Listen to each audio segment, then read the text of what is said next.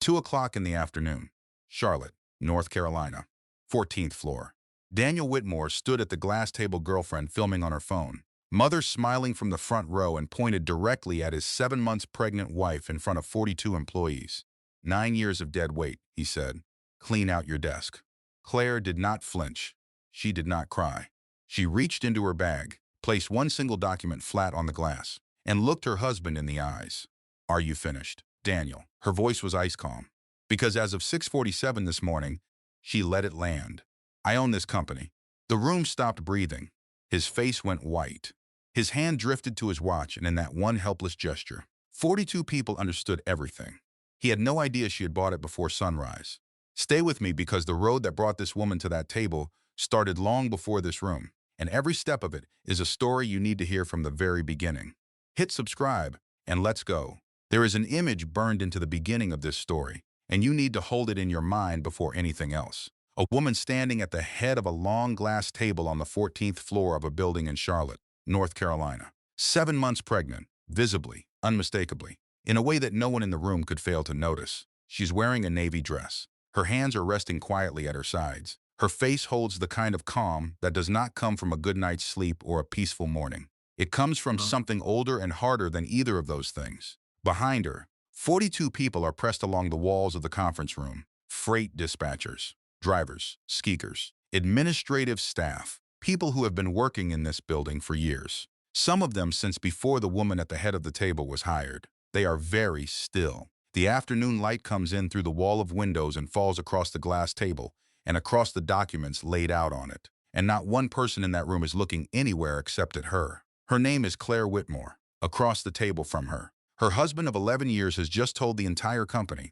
out loud, in front of everyone, that she is dead weight and it is time for her to clean out her desk. His girlfriend is recording it on her phone from the right side of the room. His mother is watching from the front row with a thin, satisfied smile, and Claire Whitmore nods once. Not the nod of a woman who has accepted defeat, not the nod of a woman who is holding herself together against the threat of tears. It is the small, deliberate nod of a person confirming a fact she already knew. The nod of someone who has been waiting, patiently and precisely, for the other party to walk all the way to the end of the road they chose. Because what Daniel Whitmore does not know, what no one in that room knows except 2 attorneys who drove in from Raleigh before sunrise, is that at 6:47 that morning, in a conference room across the city, Claire Whitmore signed the final page of a distressed asset acquisition. She bought Whitmore Freight Solutions in full, the building with the gold letters above the lobby door, the fleet of trucks sitting in the yard, the vendor contracts, the client accounts, the lease agreements, the company her husband had spent 11 years telling himself he had built entirely on his own. All of it, for a price that would have embarrassed the family to hear said aloud. Less than what Daniel paid for the car sitting in their driveway. Stay with this story, because the road from that quiet morning signing to that glass conference room did not run straight. It dropped away beneath Claire's feet more than once. She thought she had found solid ground, and then the floor collapsed. She thought she was safe, and then something worse arrived. She was 7 months pregnant for every single step of it. Before you see the glass table and the gasp that moved through 42 people in that room like a wave, you need to understand the road. You need to understand who built it. Brick by brick, jar by jar. In the hours when nobody was watching and nobody was clapping, and the only light came from a kitchen window in the early morning dark. This is where the story begins. Not in a glass tower in Charlotte. In a farmhouse kitchen in Calder Falls, Vermont, where a small girl in an apron was learning something about what things are worth. The city of Charlotte sits in the Piedmont of North Carolina, and on the right kind of October morning, it catches the light in a way that almost makes you forget the trouble that can hide behind glass and steel. Whitmore Freight Solutions occupied a 14-floor building in the commercial district, its name stamped in gold above the lobby entrance. The gold had been there since Robert Whitmore, Daniel's father, had the building remodeled in the year the company first crossed $3 million in annual revenue. Robert had been a straight-talking man who ran his operation on 3 principles: pay your drivers on time, answer your vendors before they call twice, and never let a good coordinator go just because you can hire someone cheaper. He had built the company from 4 trucks and a warehouse lease into one of the mid-sized regional freight operators in the Carolinas. He had also, in the last year of his life, said to his son, "You have a woman at home who understands this business better than anyone in this building. Daniel, listen to her." Daniel had nodded. The way you nod at advice that lands too close to an uncomfortable truth. By the morning, this story catches up to itself. Robert Whitmore had been gone for 9 years. The company he left behind was hemorrhaging quietly. Trucks sat idle in the yard 2 days a week. Vendors called and were not called back. Half the desks on the main floor stood empty. The workers who remained had learned to keep their voices low when the word layoff moved through the room. And Claire Whitmore, freight coordinator, 9-year employee, the boss's wife, sat at her plain desk near the back of the floor and did what she had always done. She kept the trucks legal. She kept the logs current. She kept the manifests in the order that made the operation function. And she waited, because she had learned, a long time before she ever walked into this building, that the most powerful thing a person can do is know exactly what they are holding before they lay it on the table. She had learned it in a farmhouse kitchen. She had learned it from a woman named Eleanor Hartley, who everyone called Nana Ellie, and she had carried the lesson with her every day since, on a thin silver chain, in the form of a small brass thimble worn smooth by 30 years of patient, purposeful work. Vermont in October is a specific kind of beautiful.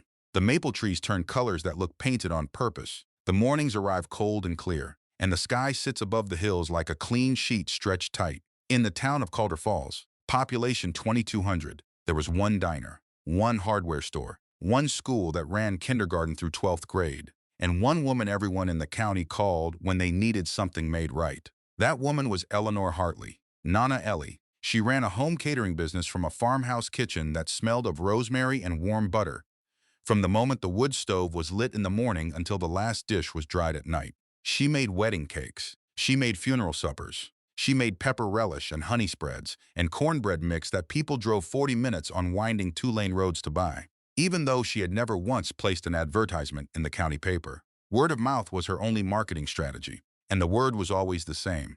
Ellie Hartley's table is the real thing. Claire's mother left when Claire was 8 years old. There was no dramatic scene. One November morning, the coat hook by the front door was empty where her mother's green jacket had always hung. And that was the beginning and the end of the explanation Claire received. Nana Ellie never said one bitter word about her daughter. She simply tied an apron around the child's waist the following morning and said, in the warm and practical voice she used for everything, "Come here, baby girl.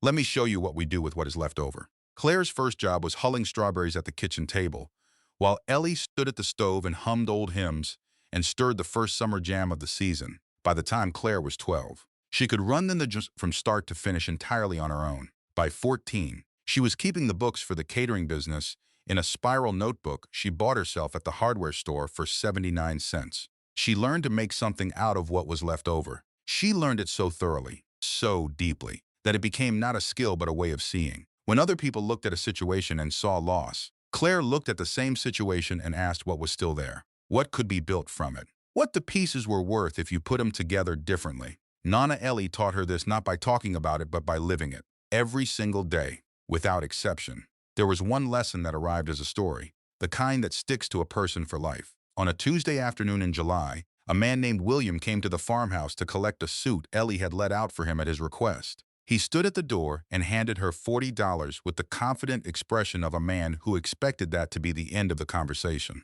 Price they had agreed on was $60. Ellie looked at the money in her hand. Then she looked at the suit draped over the chair. Then she set the suit back down on the table, folded her hands, and said in a voice as calm as weather, "That stays here until you find the rest." William, the man, blustered. He talked about cash being tight and times being hard and Ellie being a reasonable woman who surely understood how things were. Ellie listened to all of it with the patient expression of someone who had heard every version of that particular speech. She did not move an inch. The man left without the suit. He came back the next morning with $60 and a shorter version of himself than had arrived the day before. He handed over the full amount and received the suit and left quickly. When he was gone, Ellie knelt down to Claire's eye level in the way that told the child this moment was important. "Remember what you just saw," Ellie said. "A person will pay you exactly what you let them. Not a penny more. You set your own floor, sweetheart. No one else in this world is going to set it for you." She sewed with a brass thimble so old the maker's letters had rubbed completely off it. On a winter evening when the wood stove ticked in the dark of the kitchen and the snow was coming down outside the window, she pressed that small tool into Claire's palm and folded the girl's fingers shut around it. "This right here saved my hands 10,000 times, Ellie said. "It is not pretty, and it is not loud, and it does the work that nobody claps for. A woman builds her worth with patient hands in the dark where there is no audience, and no man alive gets to stand over you and set your price." That number was never his to name. Claire was 11 years old that winter. She did not understand all of it yet, but she put the thimble on a thin chain and wore it at her collarbone from that night forward. She never once took it off. Not to sleep, not to bathe, not for anyone. Nana Ellie passed away the spring Claire turned 30. She left behind no savings account, no land, no financial inheritance worth speaking of. She left a leaning farmhouse that needed a new roof, a cigar box full of thread and buttons and recipe cards in her careful handwriting, and that one worn brass thimble on its chain. At the graveside, an older woman Claire barely knew took her hand and said, "Your grandmother mended half this county and never once let a soul shortchange her. You carry that now." Claire carried it. She carried it straight into a marriage and a company and a life that would, over the following years, require every ounce of what Ellie had taught her. She also carried something practical that Nana Ellie had built into her alongside the wisdom: a head for numbers, a facility with logistics, born from years of coordinating the movement of food and supplies for events across 2 counties, an understanding that the real magic was never in the making of a thing. It was in knowing exactly how to get a thing where it needed to go. That understanding took Claire Whitmore to the University of North Carolina at Charlotte on a partial academic scholarship, where she studied supply chain logistics with the focus of someone who had been preparing for this specific subject her entire life without knowing it had a formal name. And it was there, at a small business career fair in the October of her junior year, that she met a young man named Daniel Whitmore who had a 4-truck freight operation, a business plan with a significant flaw in it, and eyes that went bright when she pointed the flaw out to him across a folding table in the Student Union building. He asked her to get coffee. They talked for 4 hours. She believed in him before there was one concrete reason to. That was the part she would return to later, in the hardest months, not with bitterness, with a grief that had no clean edges and no simple name. She had believed first. Daniel Whitmore at 23 was a different man than the one who would stand across a glass table from his wife 17 years later. He was honest in those days. He was working night shifts and weekends to help his father keep the 4 trucks on the road, and the work had given him a directness that Claire respected. He talked about the business the way she talked about logistics, which is to say he talked about the real problems, not the comfortable surface of them. When Claire told him his Eastern routing model was backward and was costing him 8% in fuel overages every single week, he did not get defensive. He leaned forward and said, "Show me," and she showed him, and he listened. That was who he was at 23. They married 3 years after the career fair, in a small white chapel outside Calder Falls on a September afternoon when the maple trees had just started to turn. Beth Calloway, Claire's roommate from freshman year and her closest friend in the world, stood beside her as maid of honor in a dress she had chosen herself and was entirely wrong for the season and looked exactly right on her anyway. Nana Ellie sat in the front row in her Sunday clothes and cried the quiet tears she reserved for things that were genuinely good. Robert Whitmore shook Claire's hand at the reception and held it a moment before releasing it. He said, "You are the smartest person my son has ever brought through a door. I hope he is smart enough to know it." 18 months later, Robert was gone. A cardiac event, sudden and complete, on a Tuesday morning in the warehouse. He left everything to Daniel: the trucks, the lease, the contracts, the company name in gold letters that he had put above the door the year the business first found its footing. Daniel stood at his father's graveside with the company paperwork in his hand and the weight of a name he did not yet know how to carry. Claire stood beside him. She took the paperwork gently from his hands and said, "I have got this part. You grieve. I will keep the trucks running." She was not exaggerating. For 3 years she worked without a salary, running the books by hand at the kitchen table after her day job, restructuring the vendor contracts, renegotiating 2 routes that were bleeding money, training the dispatchers on the documentation system she had built from scratch. When the payroll finally needed to stretch past its limit, she took a salaried position as freight coordinator, a title so far below her actual function in the company it was almost funny, so that the payroll could carry 1 more week. She did not complain. She did not announce what she was doing. She just did it, because the work needed doing and she was the person who knew how. At night, after Daniel had fallen asleep and the house was quiet, she sat at the same kitchen table and she did something small. She made jam, Nana Ellie's pepper relish first, from the recipe card in the cigar box. Then the honey and clove spread that made people close their eyes on the first taste. Then a cornbread mix, tied in a cloth sack with a hand-stitched label that Claire designed herself on a piece of cardstock at the kitchen table. The label said, in her careful printing, "Hartley's Table." She sold her first 6 jars at a neighborhood holiday market in November. By February, A small gourmet grocery store in the Myers Park neighborhood had called and asked for a standing weekly order. Daniel noticed the jars on the counter one Sunday morning and smiled at them the way adults smile at something a child has made. "That is sweet, babe," he said. "Your little project." He was already looking at his phone. He did not look up when Claire said, quietly, "It is not a project." He did not hear her say it, and he never noticed. In the years that followed, when it stopped being a project and became something else entirely. Here is something worth pausing on for a moment. There is a particular experience that many women know without needing it described to them. You bring something you have built, something that matters, something that took real work and real time, into the space of a relationship. And the other person looks at it briefly, gives it the smile you give a children's drawing, and returns to whatever they were doing before. And you learn. You learn not to bring the good news in the door. You learn to carry it somewhere else, or carry it alone. You fold it down and tuck it away, and you keep building in the dark. Because the work does not stop needing to be done just because no one is paying attention to it. That folding down is not a small thing, and it is not free. It costs something every single time. Claire folded her good news down so many times over the following years that she had almost stopped noticing the weight of it. Hartley's table grew in the way that things grow when no one is watching them to see if they are performing.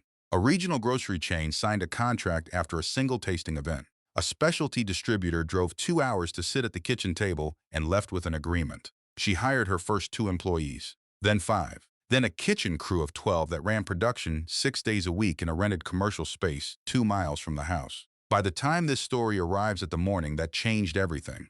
Hartley's table had earned enough in its strongest year to carry a comfortable family for a decade and still leave room in the ground to plant the next season. Daniel had never once asked what it was worth. He had stopped mentioning it entirely. It was Claire's thing, the food project, background noise to the real business of Whitmore Freight Solutions, which was itself quietly becoming something he could not afford to look at directly. Because Whitmore Freight Solutions, 9 years after Robert's death, was dying, not dramatically, not with a single catastrophic collapse that you could point to and explain. It was the kind of death that happens in increments, in small decisions that seemed reasonable in isolation and added up over time to something irreversible. A competitor undercut their Eastern Corridor rates. A software platform they had overinvested in delivered half of what the salesman had promised. 2 major clients that Daniel had chased with expensive dinners and company-branded merchandise chose a national carrier instead. The trucks still rolled. The gold letters still glowed above the lobby door. The press suits still moved through the lobby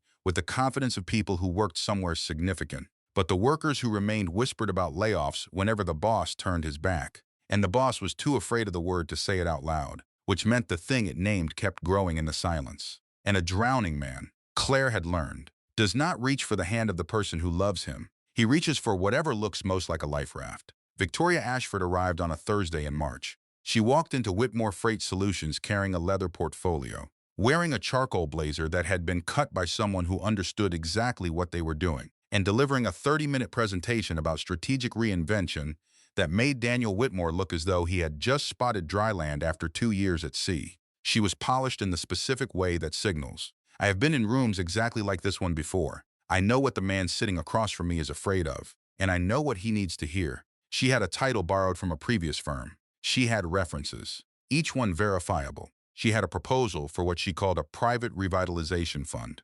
"Sophisticated investors," she explained, with a warm smile and a hand laid flat on the table between them. Real capital, ready to commit to a company like Whitmore Freight Solutions if leadership demonstrated decisive restructuring and a clear vision going forward. She let that land. Then she leaned back slightly. The way confident people lean back when they want you to think the pressure you feel is coming from inside yourself rather than from them. Daniel hired her within the week. He gave her the corner office with the glass wall. He gave her a chief strategy officer title and a salary that put her at the top of the payroll. He introduced her to the floor on a Friday morning as the person who was going to lead Whitmore into its next chapter. He did not ask Claire what she thought. That was not unusual. He had stopped asking what Claire thought sometime before that Friday morning. She could not have named the exact date when it happened. It was the kind of change that arrives the way erosion arrives, gradually enough that you notice the damage before you notice the process. Claire sat at her desk near the back of the floor and watched Victoria Ashford work the room. She was good at it. She learned names quickly and used them consistently. She brought coffee to the dispatchers and asked the senior drivers about their routes. She had a gift for making a person feel seen that Claire recognized from the outside as what it actually was, which is a skill deployed toward a purpose. That evening, Claire sat at the kitchen table after dinner with Victoria's proposal open in front of her. She read every page. Then she opened her laptop and pulled up the Securities and Exchange Commission registry. She spent an hour with the fund entities Victoria had listed as her investors. Two of the three were inactive shell companies. The filing dates were more than 4 years old and showed no activity since. The third entity had no verifiable asset history at all. There was no fund. There had never been a fund. The capital Victoria was describing existed on slides and in conversation and nowhere else. Claire printed the relevant pages. She put them in a folder. She set the folder beside Daniel's coffee cup so it would be the first thing he saw in the morning. Over breakfast, she said, calmly and precisely, "I need you to look at this before you give her access to any more of the client contracts." Daniel picked up the folder. He did not open it. "Legal already vetted everything," he said. Legal looked at her credentials. They did not pull the fund entity registration histories. He set the folder back on the table without opening it. He looked at her with the particular expression she had learned to recognize, the one that was not quite dismissal and not quite impatience but contained elements of both. The look of a man who has already decided that whatever is about to be said does not fall within the category of things he needs to hear. "You manage freight records," he said, not unkindly. That was the part that was hardest to process. He said it without cruelty. "The way you state a fact about geography. You manage freight records. Let the people with the right scope handle strategy." He stood up, took his coffee, and left for work. The folder sat on the table. Claire drove to Beth's house that afternoon. Beth Calloway was in the middle of a 12-hour shift at the pediatric unit when Claire texted her. She called back on her break. And when Claire finished talking, Beth said, in the direct way she had always spoken to Claire for 20 years, "What does your gut tell you?" "My gut tells me she is going to take everything she can carry and walk out the door," Claire said. "Then stop trying to warn him," Beth said quietly, "and start protecting yourself." Claire drove home. She put the folder in her filing cabinet. She did not throw it away. She thought about Nana Ellie at the door with the suit on the table and her hands folded. She thought about the word that her grandmother had said in the farmhouse kitchen 30 years ago. Floor she was going to need to find hers. 6 weeks after Victoria Ashford arrived, Claire took a pregnancy test on a Friday morning at 6:45. She sat on the edge of the bathtub for a long time afterward.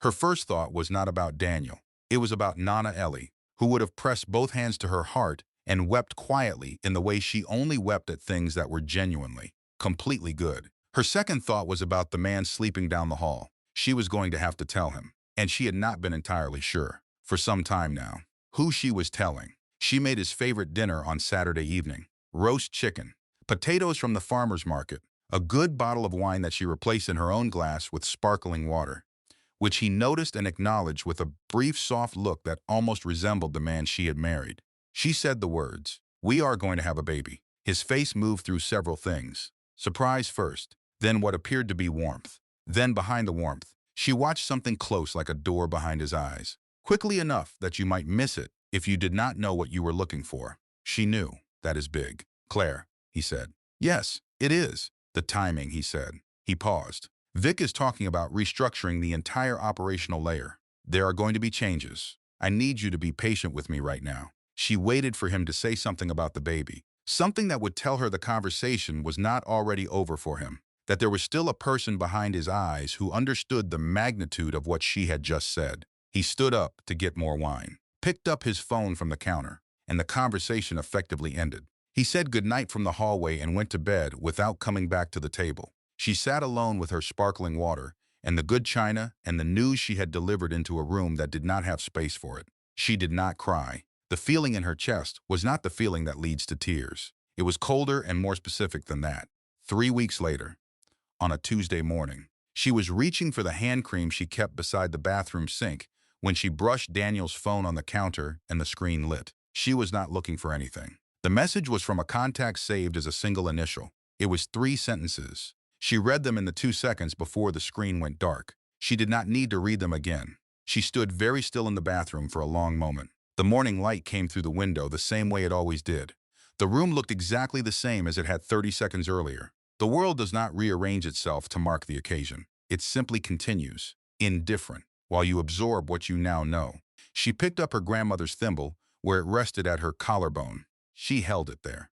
Then she went to work. But here is where the story reaches into something deeper than an affair. Because beneath this fresh betrayal was an older wound that had never fully closed, a grief that had never been given a name in this marriage. And it is important that you know about it now, because it explains something essential about the woman who would eventually walk into that boardroom with a folder and a single page of documentation that changed everything. 2 years before Victoria Ashford walked through the lobby door, Claire had been pregnant the first time, 14 weeks along. In January, they had been waiting for the second trimester to tell people. She had not told anyone except Beth. She lost the baby on a Thursday night. She was alone in an examination room at Carolina's medical center when it happened. She called Daniel. He was at a client dinner across town that he had described as critical, a deal he could not walk out on. She had told him to go. She had told him it was probably nothing. It was not nothing. She called once. She called again 40 minutes later.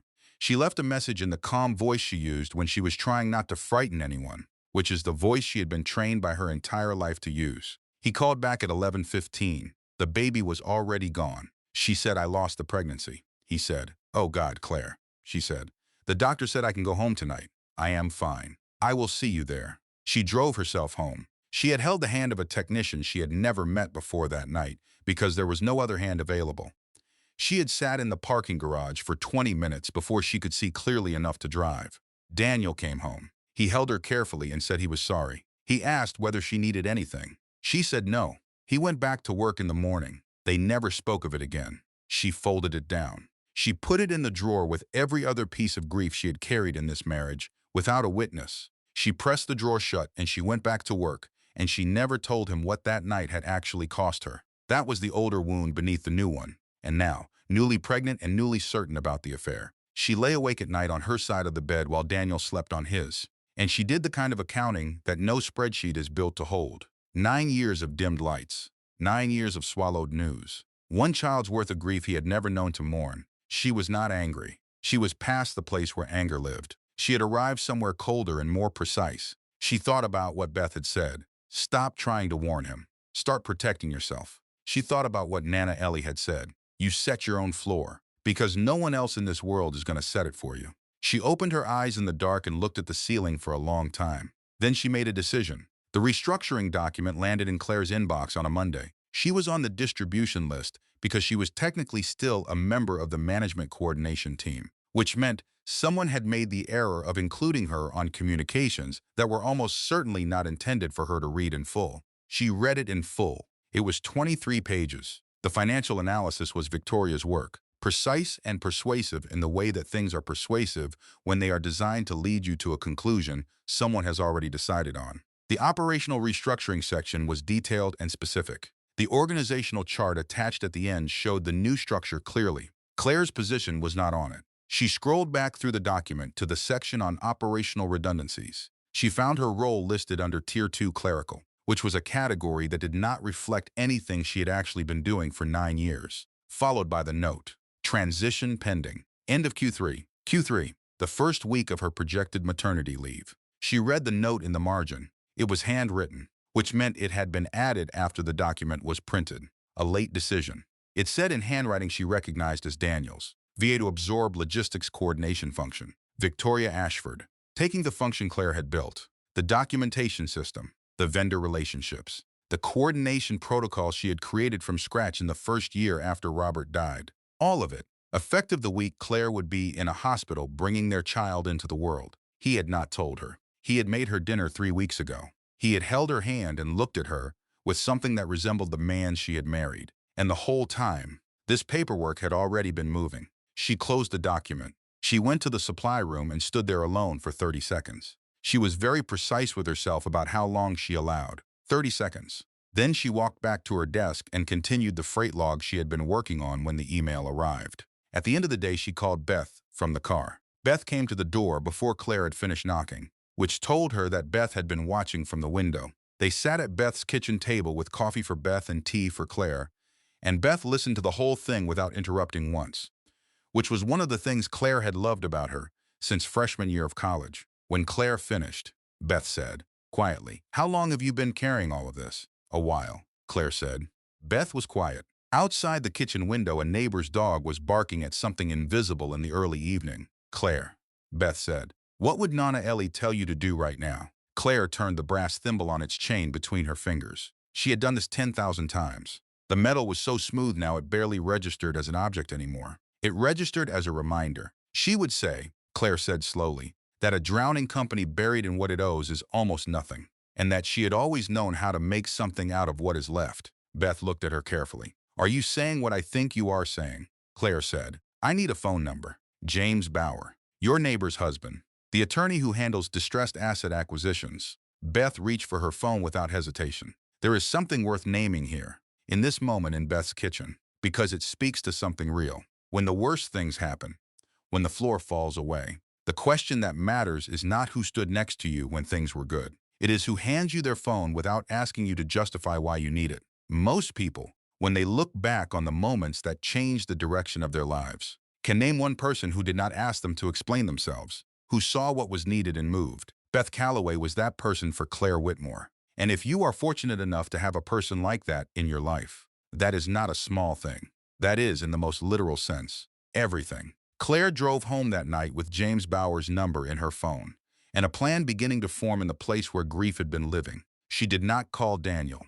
She cooked dinner. She asked about his day. She listened to his answer. She cleared the table and washed the dishes. And when he fell asleep, she sat at the kitchen table with her laptop open and 2 years of Whitmore Freight Solutions financial filings on the screen. And she read every page. She saw what he had been too proud and too afraid to see. The company was not merely sick. It was for sale to anyone willing to shoulder the debt load. And at the current valuation, buried in what it owed, almost no one would want it. Almost no one. She closed the laptop. For the first time in weeks, she slept through the night. She met James Bauer at a coffee shop in the Dilworth neighborhood on a Wednesday morning before work. He was 52 years old, precise in the way that people who spend their professional lives reading financial documents tend to be precise. He had been doing distressed asset acquisitions for 21 years. He had seen companies in worse shape than Whitmore Freight Solutions close at valuations that surprised everyone, including the people who thought they knew what the company was worth.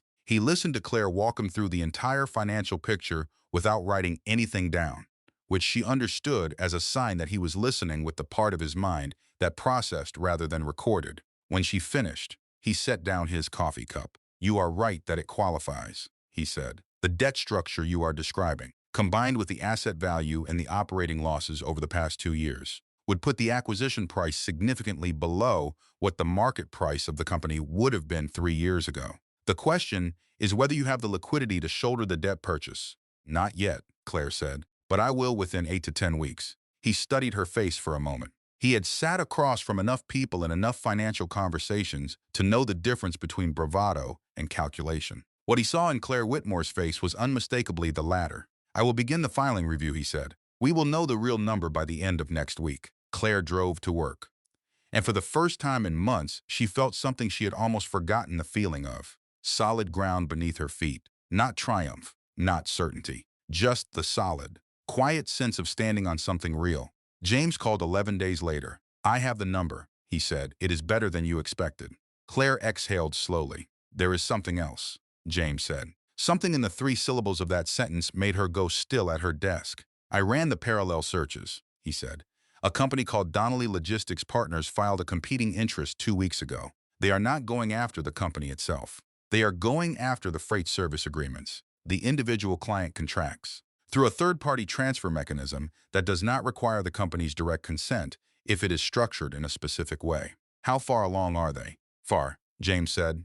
If you are going to move, you need to move this week. Claire thanked him and ended the call. She sat for a moment at her desk. She had been watching the company. She had missed what was happening around the company. Victoria Ashford was not waiting for Whitmore Freight Solutions to fail and then walking away. She had been actively, systematically, moving the pieces worth taking out of the building in the dark. The freight service agreements, the client relationships, the contracts that were the beating heart of the company's actual value, were being quietly rerouted into Frank Donnelly's operation, while Daniel thanked her for the strategic vision she was bringing to the organization. That evening, Claire sat at the kitchen table with her laptop and the folder she had kept in the filing cabinet. The one Daniel had never opened. The one with the SEC entity registration she had pulled months ago when she first read Victoria's investor proposal. She cross-referenced the Donnelly Logistics Partners, filing with the shell entities. It took her 11 minutes. the third fund entity on Victoria's original investor list, the one with no verifiable asset history, was registered to a holding company that traced back through 2 layers of paperwork to a personal trust registered to the same Frank Donnelly who owned Donnelly Logistics Partners. Victoria Ashford had not gone rogue. She had not started out as a legitimate strategy consultant who turned opportunistic. She had been Frank Donnelly's operative from the moment she walked through the lobby door. Every slide deck, every late-night conversation with Daniel in the office with the blinds half drawn, every warm laugh and every perfectly timed piece of flattery, every nudge toward a leaner operation. All of it had been a precisely constructed operation, designed not to save Whitmore Freight Solutions but to hollow it out methodically and deliver the valuable parts to a competitor who had been waiting for exactly this opportunity. And Daniel had given her the keys, gratefully, with relief. Claire closed the laptop. She went upstairs and stood in the doorway of the room they had painted a soft yellow 2 years ago, after she had first found out she was pregnant that time. The crib was still in its flat-pack box against the wall. A small bookshelf held 7 books she had chosen before she had anyone to read them to. She put her hand on her stomach. 24 weeks. The baby moved, a small definite motion that had become familiar enough over the past weeks to feel like a conversation. She breathed until the room stopped tilting. Then she went back downstairs. She called James Bauer. "James," she said, "I need you to move faster, this week, and I need you to put a call into the SEC field office in Charlotte. I have documentation they are going to want to see." A pause. "How fast?" he said. "Before they do," she said. The capital came from Hartley's table. 9 years of building, jar by jar, market by market, handshake by handshake, a regional grocery chain that carried her products across 4 states, a specialty distributor whose buyer had driven 2 hours to sit at her kitchen table and left with a long-term contract, 12 employees, a production kitchen that ran 6 days a week, a brand with real equity and a customer base that grew by word of mouth, the same way Nana Ellie's catering business had grown in Calder Falls, because the product was genuinely the real thing. Daniel had last mentioned Hartley's table approximately 2 years ago, to ask if she still had time for her little food project, given how busy things were at the company. He did not know what the little food project was worth.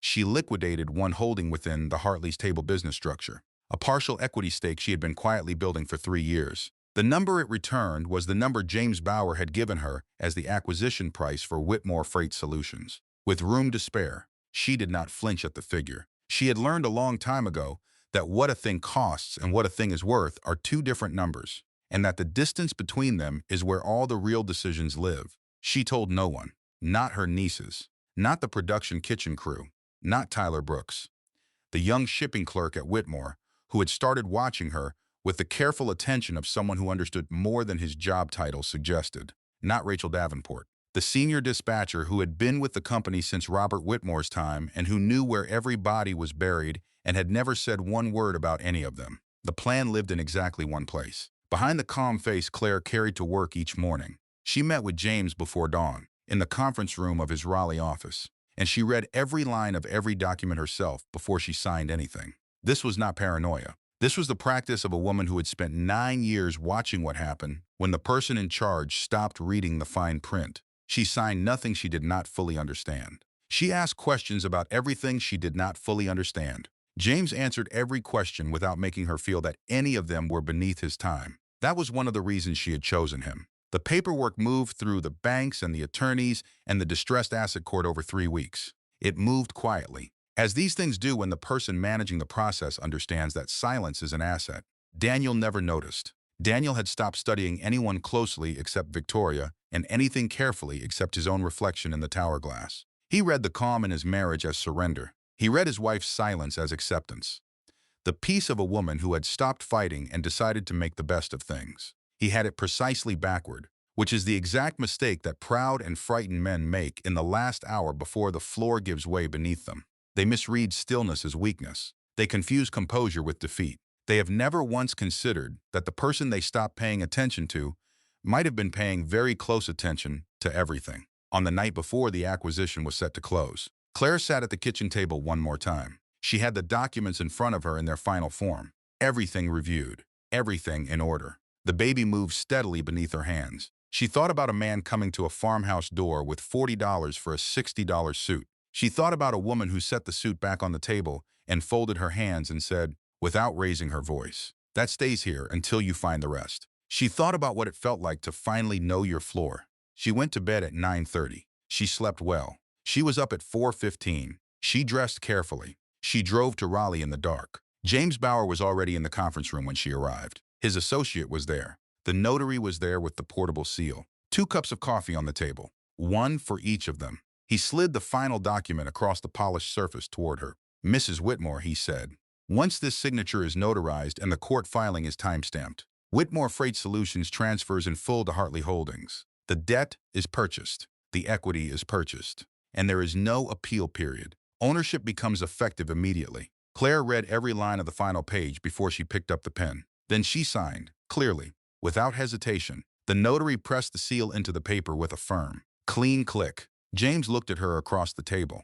"Congratulations, Mrs. Whitmore. As of 6:47 this morning, Hartley Holdings is the legal owner of Whitmore Freight Solutions." Claire sat with her hands flat on the table for a moment. She thought of Nana Ellie, of the kitchen, of a small girl learning to make something out of what was left. Then she stood up. She drove to work. The all-hands meeting was called for 2 in the afternoon. Daniel had sent the email that morning. Mandatory. Conference room A. The large one on the 14th floor with the glass table and the wall of windows that looked out over Charlotte. He wanted everyone there. He had an announcement to make, and the man had never once been able to resist an audience. What he had planned, Claire knew, was a performance. He was going to announce a new direction, a restructuring, a vision for the company going forward. Victoria had designed the presentation. The layoffs would be dressed up in the language of strategic evolution, and to open the meeting, to demonstrate to the assembled company that the new leadership era began with real decisions and no sentiment. He was going to make an example.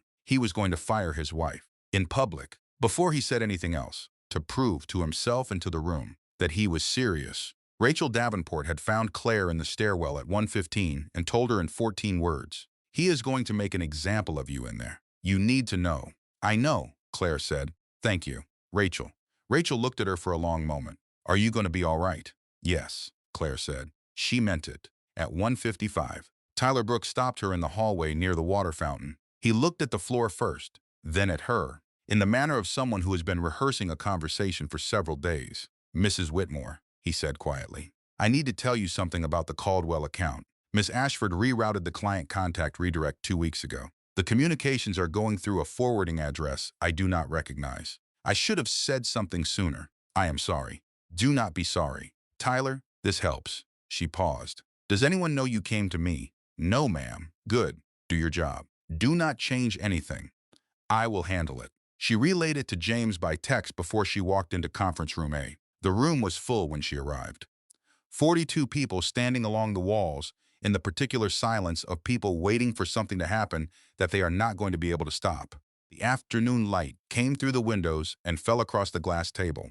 Margaret Whitmore, Daniel's mother, sat in the front row in a cream blazer and pearls, her chin slightly raised, her expression that of a woman attending an event she has already decided the outcome of. Victoria Ashford stood to Daniel's right with her phone up for the relaunch reel. Claire came in last. She stood near the back, by the door, her bag on her shoulder. 7 months pregnant, clearly and visibly, in the navy dress. Her hand rested at her side. 2 fingers touched the brass thimble at her collarbone. Daniel did not wait for the room to settle. He had never been good at waiting. "Before we talk about where this company is going," he said, "we have to be honest about where it has been. There are people in this building who have been carried here out of loyalty rather than performance. That stops today." His eyes moved across the room with the practiced arc of a man who has rehearsed this moment. They landed on Claire. 9 years is a long time to be exactly where you started. You have been invisible in this company since my father's time, and I cannot build something new while I am carrying dead weight behind me." He let the words sit so the room could feel them. "Clean out your desk." Victoria's phone filmed it. Margaret's thin smile became something close to satisfaction. In the walls of people behind Claire, nobody moved. Tyler was staring at the carpet. Rachel had her arms folded and her gaze fixed on the window. 2 drivers who had been with the company for 8 years examined their own hands. Claire nodded once. The same small, deliberate nod as that morning. The nod of someone confirming a fact they already knew. "Are you finished, Daniel?" she said.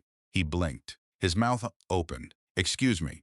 I asked whether you are finished." She walked forward, unhurried, and set her bag on the glass table. She reached in and drew out a folder. "Because I have something to share with this room, and it concerns every single person standing in here. "Sit down, Claire. This is not." He laughed once. The sharp, disbelieving laugh of a man confronting an inconvenience he did not budget for. He turned toward the wall. "Someone call legal right now."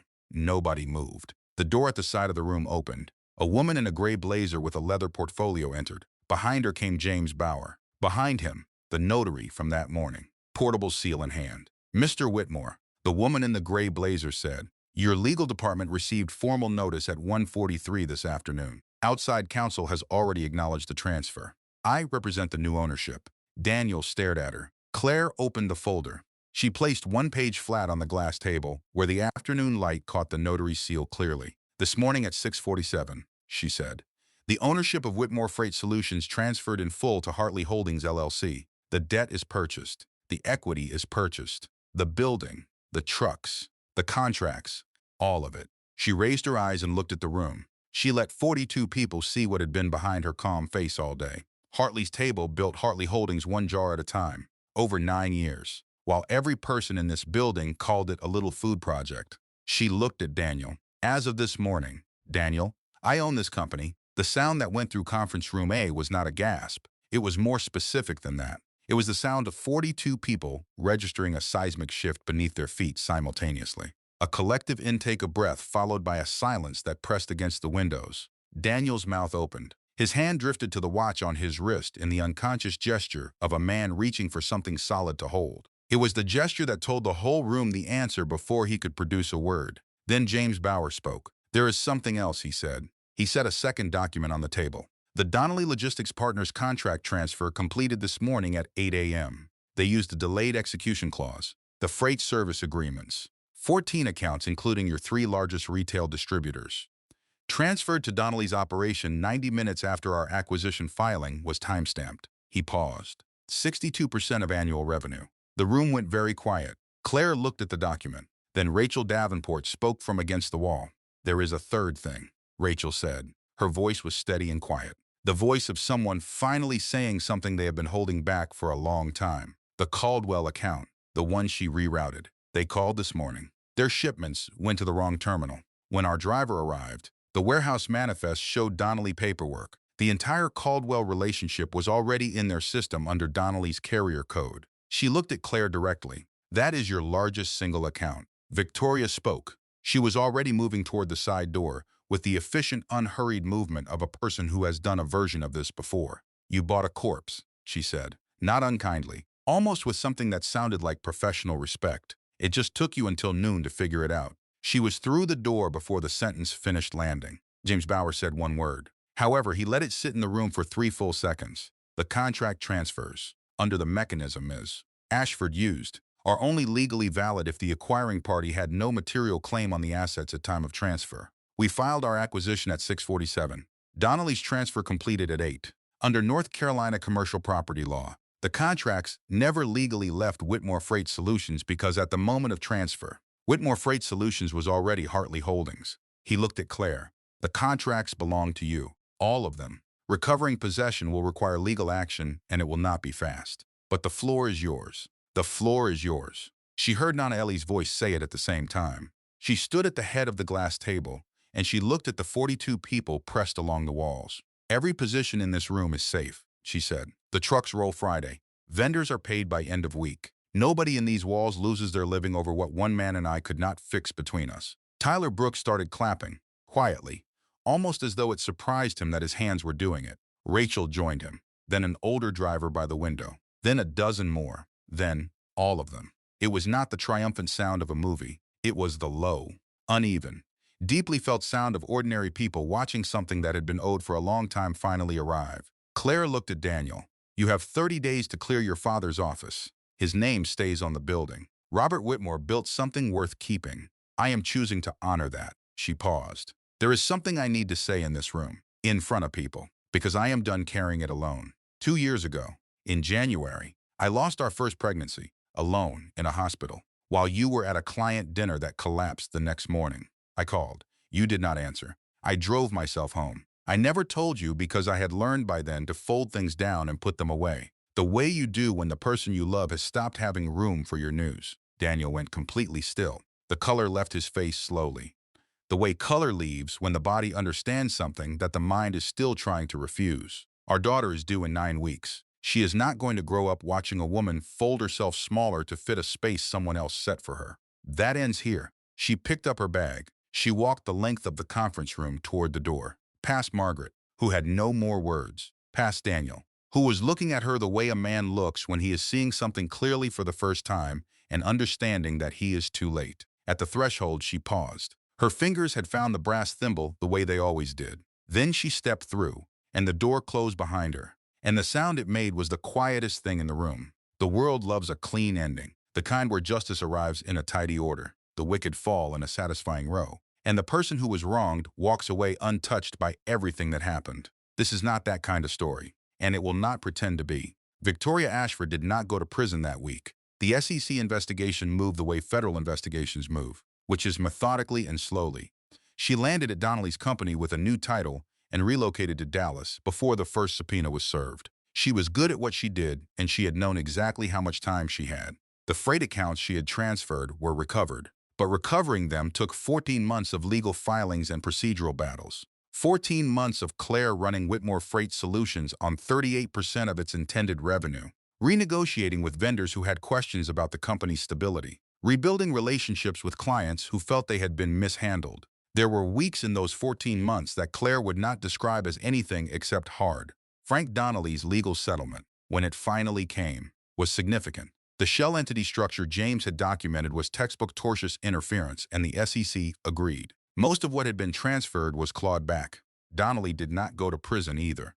Sometimes the smoothest hands are exactly the ones the law can never quite close around. Claire had made her peace with that math early. She had understood, before this chapter of her life was over, that you cannot build your healing on top of another person's punishment. If you try, the healing never comes at all. Daniel took a modest settlement, enough to land on his feet, because Claire had not been built to leave a man in the street even when he had clearly earned the gutter. He took a mid-level operations role at a national carrier in the Carolinas. He drove past freight trucks on the highway every morning and spent a certain amount of time doing the math on everything he had thrown away. He sent 2 letters in the months after the acquisition, handwritten, on plain stationery. She read both of them. She kept them in a drawer. The second one said only, "I did not know what I had. I want you to know I know that now." She did not reply. She did not need to. She was not angry with him. She had done her accounting. She was done. Margaret Whitmore lost the thing she had spent her entire life building, which was not a home or a family but a social position. The story moved through her church and her garden club and her Saturday lunch tables the way those stories always travel, faster than truth and twice as far. The invitations thinned. The charity gala she had co-chaired for 11 years went up that autumn without her name on the program. She attended anyway, in the pearls.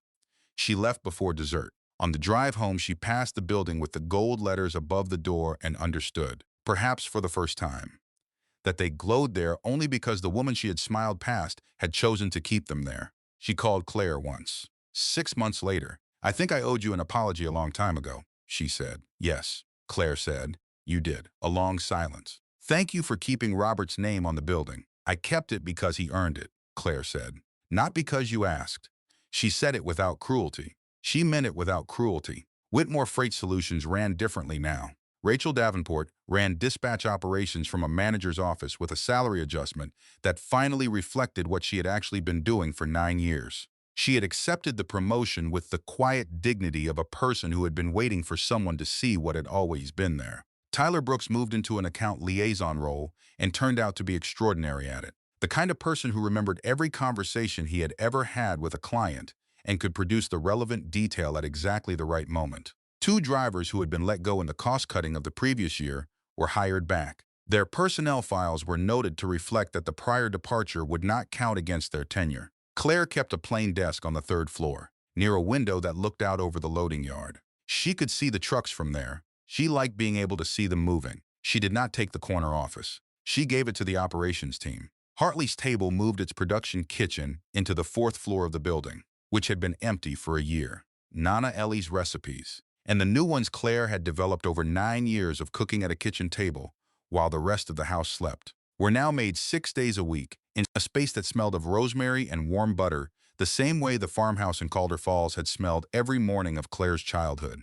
On the front of the building, Whitmore Freight Solutions still glowed in gold above the lobby door. Inside, the company ran on Hartley standards. On a Thursday morning in early November, at Carolina's Medical Center, Claire Whitmore gave birth to a daughter, 7 pounds, 4 ounces. Beth was in the room. She held Claire's hand through the parts that required a hand to hold, which is every part, and she cried harder than Claire did, which was very Beth. The baby had Nana Ellie's eyes, wide and still and taking in considerably more than she gave back. Claire held her daughter in the November light coming through the hospital window and thought of a farmhouse kitchen in Vermont, and a woman who had taught her what she was worth without ever once framing it as a lesson. She had already chosen the name, Eleanor. 6 weeks later, on a slow Sunday afternoon, you would have found Claire Whitmore at the old farmhouse in Calder Falls, the one she had been keeping standing since Nana Ellie passed. New roof and straightened porch and the wood stove still working exactly as it always had. She was at the kitchen table with a new jar label spread in front of her and a pot simmering on the stove. Eleanor was asleep in a bouncy chair in the warm light from the window, making the small sounds that new babies make when they are dreaming things that have no language yet. The brass thimble rested at Claire's collarbone, warm from the heat of the stove. She was not working. She was not worrying. She was simply present in the room where she had first learned what things were actually worth. And she was allowing herself to feel what she had not fully allowed herself to feel in the months of legal filings and vendor calls and depositions and restructuring and all the hard practical work of rebuilding something that someone else had tried to take apart. She felt something she recognized, eventually, as peace, not the peace of having won, not the peace of having been vindicated, something quieter and more durable than either of those things, the peace of a person who knows what she is standing on.